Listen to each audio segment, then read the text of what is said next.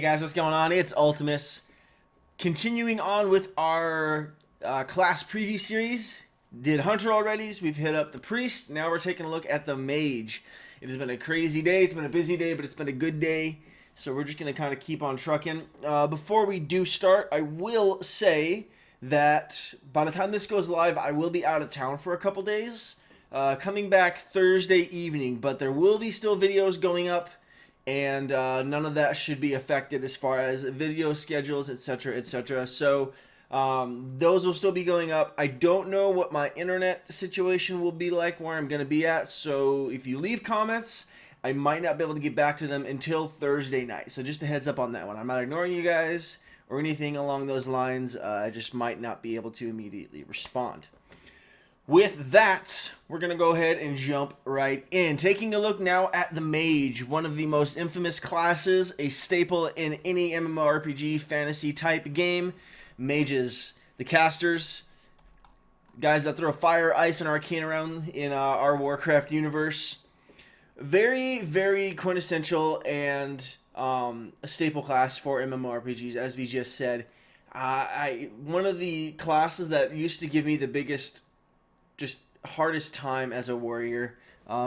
Set up some gnarly burst, and over the course of the past few expansions, they've really started setting these things in motion, which are getting each spec to focus more on what they're specializing in. We saw this a lot through Cataclysm and Mist of Pandaria and Warlords of Draenor. Now we're seeing Frost Mages getting, little to none as far as their fire spells go. Fire Mages getting little to no frost spells.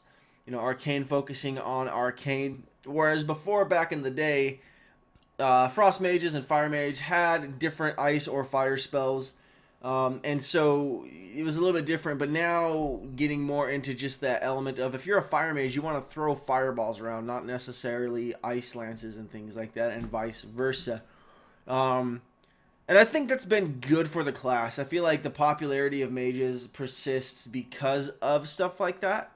I had a buddy, though, who swore the worst thing they ever did to mages was take away Flame Orb. I don't know about all that. I don't really play a mage. Casters are definitely not my forte. I have a mage, but I've never gotten very serious with her. But I take his word for it because he played a mage for quite a decent amount of time. But enough wasting your time. Let's jump right in. In terms of spec definition and overall design changes, mages lay in contrast to the classes we've talked about so far in this series. Mages are in a very strong place compared to most classes, both thematically and mechanically.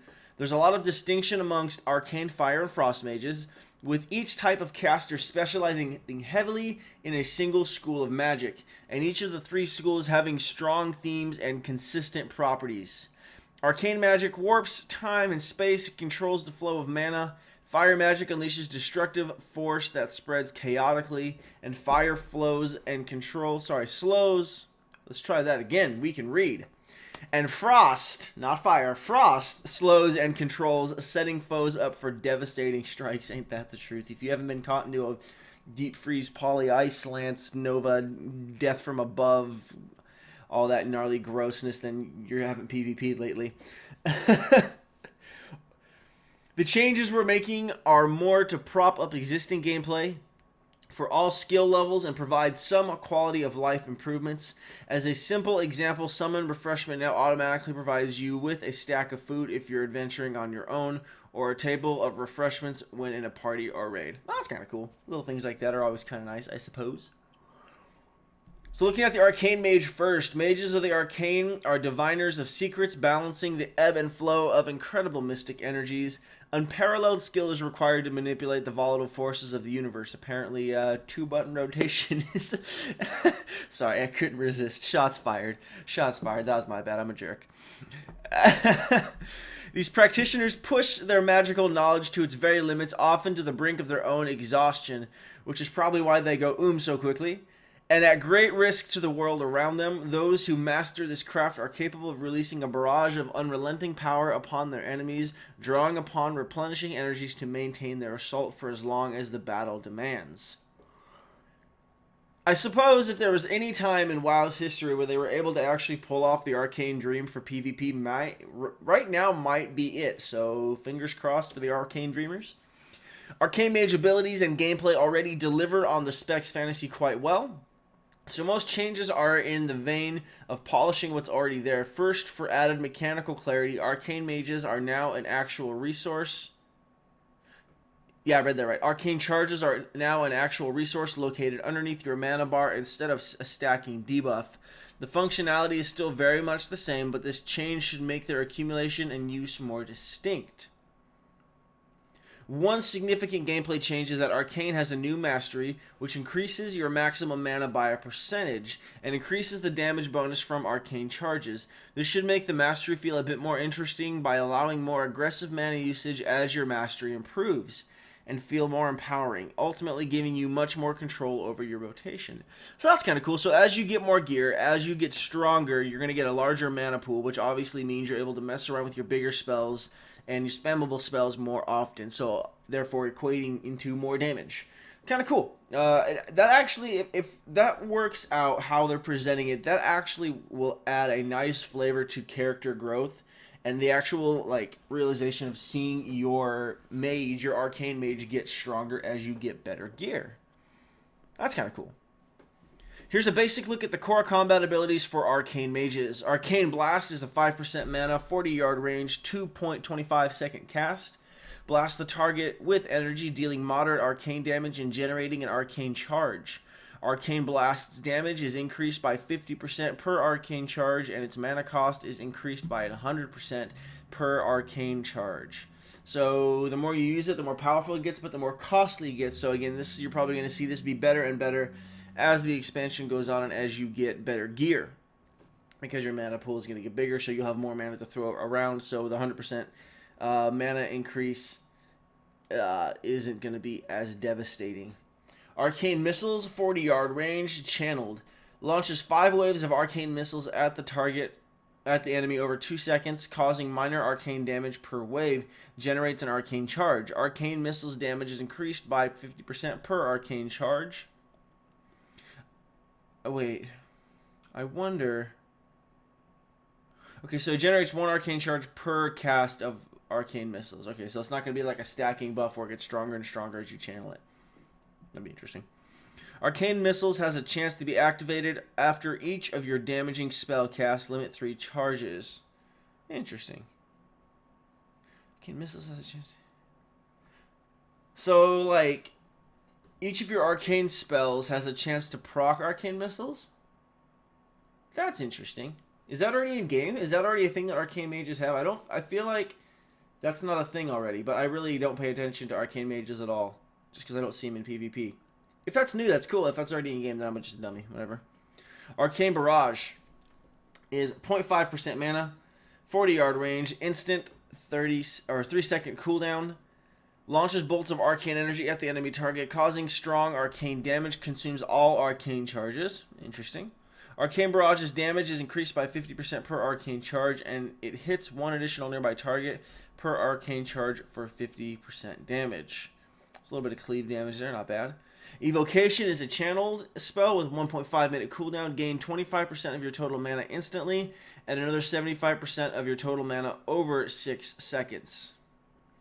Mastery is Savant, which increases your mana regeneration rate and maximum mana by 20%. With Mastery from typical gear, Arcane Charges increases the damage of affected spells by an additional 10% with Mastery from typical gear. Displacement is an instant with a 1.5 minute cooldown for the next 4 seconds. Casting Blink will not trigger its cooldown. Wow, you can just like blink away. That's interesting. So you're just like, you're going to be a blinking machine. It's going to be blinking, you're gone, blinking, you're gone, blinking, you're gone. That sounds like a pain in the butt. That might, I mean, I don't know what the damage is going to be like for them to be viable. That might, I don't know, again, I'm probably just getting ahead of myself, but like, that just sounds like a pain in the butt. If Arcane is actually viable in PvP, that sounds like it's going to be a pain in the butt to keep up with. Huh. Interesting. Additionally, to give you an idea of how some talents may build upon this, here's an example of one of their arcane-specific talents. Quickening. It's a passive. Arcane Blast and Arcane Missiles also grant 2% haste for 6 seconds stacking. This effect is cleared when you cast Arcane Barrage. That's kind of cool. So it just kind of stacks up, and then you cast Arcane Barrage, and then the debuff or the buff goes away. Makes sense. Fire. My personal favorite spec of the Mage tree. I'm not gonna lie. I expected it to be Frost because I typically hate fire things and all things heat related, but something about the Fire Mage, I just love it. While any worthy mage is unparalleled expert in the use of magic and heavily dedicated to their craft, those who master the forces of fire tend to be a little more audacious than their peers. Yeah, I can imagine they'd be a little arrogant and hot-headed. If a threat stands before them, the answer is always to neutralize it in a glorious blaze. I guess that's really is their answer to dealing with spiders. Just burn it. Kill it with fire. Kill it with fire. A lifetime dedicated to the study of fiery forces only fuels their pyromania, and these mages take pride, even pleasure, in igniting their enemies in wild bursts of flame. Mistake their affinity for watching things burn as a lack of self-control at your own peril. Terrifying. So basically, they're a bunch of psychopaths. Similar to Arcane, fire already exudes its core identity. I was like, wait, that didn't make sense.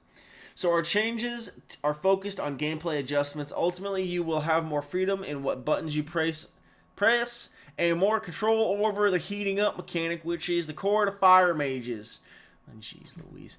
In particular, the Inferno Blast ability was trying to fill two roles, spreading ignite and forcing a hot streak from a heating up. We've opted to move the spreading to an innate property of ignite and have taken Inferno Blast off the global cooldown so you can more freely, intuitively use it to trigger a hot streak. So a little more control over your procs. That should be interesting and terrifying because those Pyroblast procs are horrifying. I love spell reflecting them though, I'll tell you that right now. Another major change is a redesign of Combustion. It's an incredibly complex skill. I don't know about that. Hard to understand for most people. Okay, whatever. I'll give you the benefit of the doubt, Blizzard. I'll give you the benefit of the doubt on that one. And there's a potential for either ridiculous success or critical failure. Well, yeah, I mean, high risk, high reward, I suppose. With the odds of being extremely random and very hard to gauge much of the time, we're redesigning it into something that fits into fire rotation in a clear and consistent way. I mean, maybe you guys can confirm this. If any of you guys play a fire mage, can you confirm that Combustion is a little bit tricky to use, or is that just kind of like the, I don't know, only a portion of the player base? I don't know. I don't feel like the bits I've messed around with fire, Combustion didn't seem that complicated, but maybe I've never played it in, I mean, maybe it's because I haven't played it at high-end arena or rating. I don't know. Whatever. On to the skills. Here's a basic look at the core combat abilities for fire mages. Fireball is a 4% mana, 40-yard range, 2.25 second cast. Throw a fiery ball at the target that causes moderate fire damage. Hot Streak is a passive, gaining 2 direct damage critical strikes in a row will make your next Pyroblast or Flame Strike spell. That's cool. See, that's different. It's only been Pyroblast up to this point, but now we're getting Flame Strike. An instant cast costs double the normal ignite damage. That's intense. Developer comment. You may not start a new streak, aka gain heating up, while a hot streak is already active. It was never our intention for players to sit with a hot streak active, then keep fishing for another heating up before throwing instant pyro out. In general, we don't like the game telling you to press a button when you shouldn't. Interesting. I guess that makes sense. But I like that they're adding it to Pyroblast, Flame Strike as well, because that was one thing I missed from goofing around with the Mage and Cataclysm. I miss instant Flame Strikes. I'm not going to lie, as silly as it is, that was the whole appeal to Fire Mages to me. I was like, I want to throw around instant Flame Strikes. That just looks fun. So the fact that they're bringing that back with your proc is kind of nice. Though I don't know why you would cast it over Pyroblast. Unless your crit so high, you're just getting heating up procs constantly, and you need a little AoE damage, of course. But I don't know. It seems like you'd always pick Pyroblast over Flame Strike. I mean, in PvP, I should say. In PvE, I feel like there's obvious answers of why you would pick Flame Strike over Pyroblast. Inferno Blast, 2% mana, 40-yard range, instant, 12-second recharge, 2 charges. Blast the enemy for moderate fire damage. This damage is always a critical strike, so that's kind of nice. I feel, is that in-game till now as well? I feel like, I know Inferno Blast crits a lot, I just don't remember if it's always a critical strike. Inferno Blast is not on the global cooldown and can be cast while casting other spells. Oh, interesting. That's kind of cool. So you can like macro that crap into some of your other spells. That's kind of cool. Pyroblast is a 5% mana, 40-yard range, 4.5-second cast, hurl an immense fiery boulder that causes massive fire damage. Sometimes that's just fun to hard cast, because you can, not going to lie. That's what makes me a bad mage. Combustion is 10% mana, instant 2-minute cooldown. They missed that cooldown reference there, but I'm imagining that's what that refers to. Engulf yourself in flames, increasing your critical strike chance by 100% for 10 seconds. Also grants you mastery equal to your critical strike stat. Interesting. Your mastery is Ignite. Your target burns for an additional 30% with mastery from typical gear over 9 seconds of the total direct damage caused by your Fireball, Inferno Blast, Scorch, Pyroblast, and Flame Strike. If this effect is reapplied, any remaining damage will be added to the new Ignite. Every 2 seconds, your Ignites may spread to other nearby targets. Interesting. So again, trying to stack up all those burning debuffs on your target and then just getting them to hit for maximum damage. That's kind of crazy. I can dig that. That's kind of cool. Additionally, to give you an idea of how some talents may build upon this, here's an example of one of their fire spec talents. Cinderstorm is a 1% mana, 40-yard range, 1.5-second cast with an 8-second cooldown. Throw a spread of 6 cinders that travel in an arc, each dealing minor fire damage to enemies they hit. So it's a little AoE. That's kind of cool. I wonder if they look like little siegers, like foo, fire seeds, foo, foo, foo, foo. Just throwing them out there. I don't know how this is gonna look like, but it's kind of cool, I guess. But yeah, fire has always been the mage spec that has appealed to me the most, followed up closely by frost. But I don't know, fire just always seemed more fun. I like the big crits and throwing those fireballs around. Maybe it's because they look like Kamehamehas or whatever. I don't know. It's fulfilling my weird Dragon Ball Z affinity. Moving on to frost. Frost mages stand apart from their colleagues in that they've chosen school. Their chosen school of magic focuses on maintaining supreme control over the capabilities of their enemies. Yep, slows for days into polymorphs. Mages who command frost perform chilling displays on the battlefield, rendering foes immobile as they bombard them with ice. Often, the blade never reaches the caster before the bitter cold takes hold. The frost mage exudes frigid power as icicles form around them, foreshadowing the icy demise of those who stand opposed on the battlefield. Interesting. I like the way they describe their own classes. It's kind of cool. Creative writing. And you thought it wouldn't get you anywhere after school. Gameplay. Most frost mages, or frost mages I should say, are very effective casters, and there's already a lot to like about this spec. Frost's defining traits and abilities are cohesive, the mechanics are understandable, and there are plenty of opportunities for players to explore unique gameplay at a variety of skill levels. Rather than making any dramatic changes to how Frost Mage plays, we focused more on fixing one particular outlier in their spellbook. Frost Firebolt. After removing the fire portion of the spell, it began to feel like just another Frostbolt, obviously, and we started to wonder how a spell supposedly combining frost and fire wasn't just producing a puddle of water at the feet of the enemy. I don't know, maybe they're overthinking that one a little bit. There's some things you just like kind of accept because it's a fantasy game, and it's like, oh, this is cool, it's fun, it's a fantasy game. Everything doesn't have to make sense. But hey, you know what? I'll give them the benefit on this one too. We've removed Frost Firebolt and made Frozen Orb part of the core spell kit in its place, which better lends itself to the identity of the Frost Mage. Interesting. So Frozen Orb is now baseline replacing Frost Firebolt, is the impression I'm getting. Frostbolt, of course, 4% mana, 40-yard range, 2-second cast. Launches a bolt of frost at the enemy, causing moderate frost damage and slowing movement speed by 30% for 15 seconds. Frozen Orb is a 10% mana, 40-yard range, instant with a 1-minute cooldown. Launches an orb of swirling ice forward, dealing minor frost damage every 1 second to all nearby enemy targets for 10 seconds. Grants the mage 1 charge of Fingers of Frost when it reaches a target. Targets damaged by the frost orb are slowed by 30% for 2 seconds.